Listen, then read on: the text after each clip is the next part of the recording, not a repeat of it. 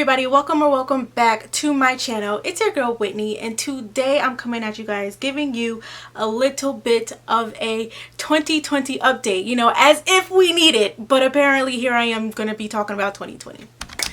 So first off, I just want to mention how I haven't posted in a little hot second, and I haven't posted in a second for a number of reasons that I'm going to disclose later on in this video.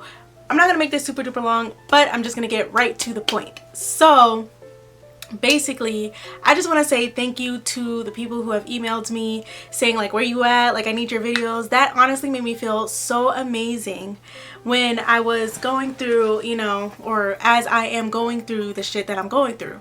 So I just want to say thank you to you. Thank you for emailing me. I really do appreciate it. It makes me feel amazing when you all send to me like, hey, where are your videos? You know, I'm really needing this. And I'm like, you know what? I got you. So here we are. I'm coming back, you know, regardless on whatever it is that I'm going through, I'm coming here because what do we do here on this platform, guys? Like I say all the time, all I do is just come here to help everyone and anyone, even if it is just one person.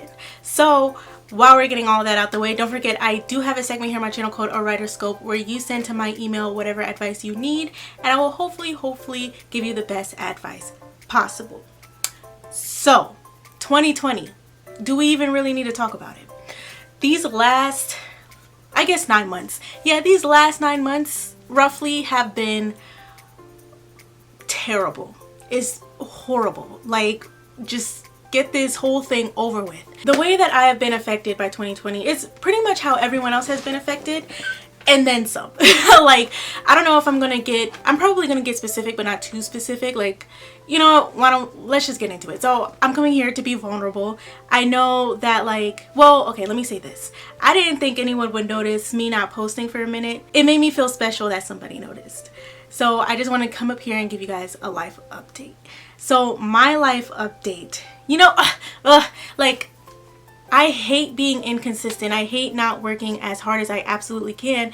And, you know, like, even though I know that I am working hard, it's difficult. And, you know, like, it really bothers me that I haven't been consistent on YouTube. So here are the couple reasons why I haven't been consistent. One, I'm studying for the LSAT. I try to study for at least 6 hours a day because, as you guys know, I made a 140 on the LSAT, and that's not getting me into any type of school. Another thing is that I am unemployed, and it's very hard because my savings are kind of going, you know, they're gonna hold up until October, which God bless, because I take the LSAT in October, so like I can jump right on it and start getting to work. You know, I can start applying towards the end of September and hopefully get a job, you know, in October. And it's not like I haven't been trying, but my hours are very limited because not only am I unemployed, not only am I studying for the LSAT, but I am also taking care of a family member that has become very disabled as of recently. So this family member had a stroke, and they had a stroke like May, end of April, and so their healing process is, I don't want to call it severe because it's not like what it was when it first happened, because they're definitely progressing, but we really got to give it to our healthcare workers, because this, I would personally never sign up for it, and it's, I hope, I'm not trying to make that sound bad or anything like that, but it's definitely, you have to revolve your life around them because they need the help, you know? And this particular family member is so incredibly stubborn. Like, everything that's going on right now, let me tell you, it could be one hell of a story time. Like, I have stories for days that I could probably just tell on this channel and be like, what, that happened? No way. And I'm not gonna tell that story for like eons probably, because it's not funny, you know what I'm saying? Like, it's something really serious. And there's different stories that I could probably tell off of this, but not based off of that family member. But aside from that, you know, this family member is like, they're not compliant. They don't realize that they're not as strong as they used to, so they're still wanting to do whatever they want. Like, drive. You can't drive off of a stroke. I'm about to get in a tangent, but basically it's just they're trying to do whatever they want to do and they can't. And so I can't just, like, me filming this video right now, I got the front door locked, I got it blocked off. I don't know if I should say this, but they can't see very well, so I blocked it off in a way to where it would be hard for them to leave from the front door. And like, I have my door open. I have their TV low, like they can hear it fine, but like I have it kind of low so that way you guys can kind of hear me, and I'm keeping an eye on them. And like the thing about it, why it's so difficult, is because my mother is also taking care of this family member, but she's a nurse, so like she works long hours, and when she comes home she wants to sleep, and we try to rotate within each other. So when she goes to work at 10 o'clock at night, comes in the morning, we get my little sister ready for school. She cooks breakfast, you know, and then she does a little bit of what she wants to do here and there, and then she goes to bed. And so during this process of her going to bed, that's my chance to where I have to watch, you know, that family member, and then that's my chance also to study, because regardless I have to watch them all day while my mom's sleeping until she goes to work. And sometimes she wakes up early and then takes care of dinner and stuff like that. Like, she's doing her part and I'm doing my part, but basically a job will not fit into that. And so if I can get in a way to where I'm no longer studying, well, I will get in a way to where I'm no longer studying for the LSAT, but once I stop studying for the LSAT, then I can be able to, you know, get a job. And I'm trying to do Uber Eats. Yeah, it's just a lot. It's a lot. I wouldn't wish it on anybody. And the reason why I'm telling you guys this, you're gonna realize why I'm telling you this towards the end. Another thing that I've been going through. We just decided to put my little sister back in school because we were trying to do school virtually for like 2-3 weeks, and it was the hardest thing to do because not only did the teachers not really know how to articulate, I don't know how to describe it. I guess traditional teachers aren't used to the virtual teaching, so it's just like a clash, and we're just like, what do we need to do? And they're like, oh, it should be here, and it's not, like that sort of thing. And so we're trying to teach her, and so like we've basically alleviated our stress by sending my sister to the traditional school. You know, she knows what to do. We're all clear of COVID, which, praise Jesus, like it's a lot. Not to mention I have been experiencing a breakup, so that is also a lot on the emotional toil. So me going through all of that, I'm like, I'm not trying to make an excuse, but I'm just saying, like, sometimes there's just certain things that need more attention. And so even though this is like a hobby of mine and I need this to kind of like release the stress, the best way that I could release my stress was just to write. So I have a stress diary in my phone. I keep it, I write, because the only time that I can write in it is when I have like 5-10 minutes in my day to where I don't have to focus on anybody else, when I could actually just focus on myself. So what I have learned throughout this process is that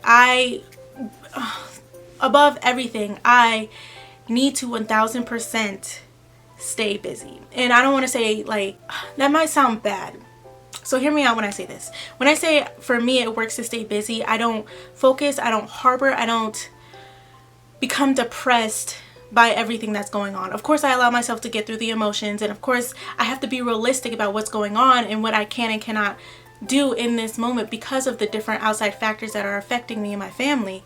But the thing is like, I'm trying to heal through all of that as I'm going through it, and the best way for me to do that is to keep my mind busy. What do I need to study today on the LSAT? Do that, focus on that, review, and then you can work on whatever things that you want to work on. Another thing that I wanted to mention, I don't know if I want to mention that. Never mind, I'm not mentioning that. But regardless, the thing is like, I want to stay busy so that way I can get used to just not necessarily getting in a pattern, but getting back to how I once was. Because I was always somebody who was just always on the move. I was always working. I always had something to do, something to go forward. And even though the LSAT is something to go forward, there's a lot that's kind of deviating. The point is like, I'm trying not to deviate, not from my norm, but just from who I am as a person. And so I'm trying to learn who I am during this time. Because, you know, like a lot of this, there was a point where I was just kind of like, everything in my life is falling apart. But at the end of the day, you wake up every morning, okay? You are COVID free. You have your health, you have your mind, you have your brain, right? Like, while taking care of somebody who is disabled, it's kind of like, damn, like, I'm really sorry that this has happened to you. But I'm also not in their face like, oh, but I'm glad it didn't happen to me. Like, no, I'm not like that. Of course not. But at the end of the day, I do thank God that, like, you know, I have my state of mind.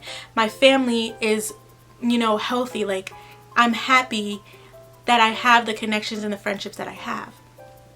So another thing that I wanted to mention is that a few things that I've been doing to try to keep myself busy is that okay, so I have this problem where currently I'm not really able to sleep. Like, I try to go to bed around 11 or whichever time that I go to bed, because sometimes it's been super late where I just can't fall asleep, or I fall asleep and I only fall asleep for like 4 hours. Like lately I've been going to bed at 11, like falling asleep, and then waking up at like 3:30, and I just can't go back to bed.